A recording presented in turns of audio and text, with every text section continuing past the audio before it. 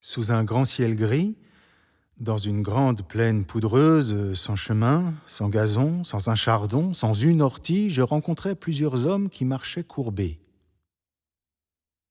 Chacun d'eux portait sur son dos une énorme chimère, aussi lourde qu'un sac de farine ou de charbon ou le fourniment d'un fantassin romain.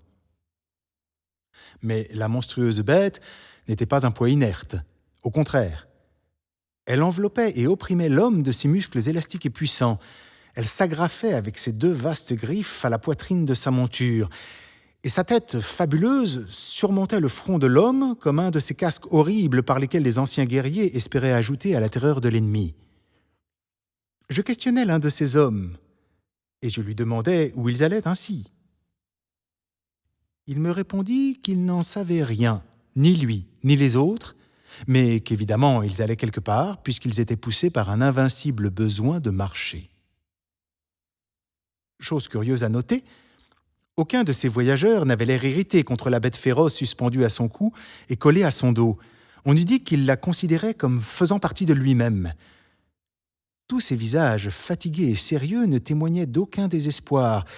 Sous la coupole splénétique du ciel, les pieds plongés dans la poussière d'un sol aussi désolé que ce ciel, ils cheminaient avec la physionomie résignée de ceux qui sont condamnés à espérer toujours.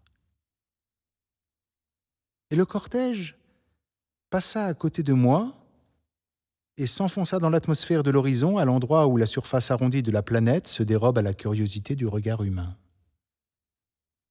Et pendant quelques instants, je m'obstinais à vouloir comprendre ce mystère.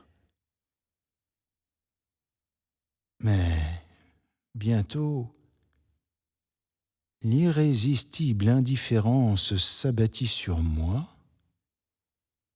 et j'en fus plus lourdement accablé qu'ils ne l'étaient eux-mêmes par leur écrasante chimère.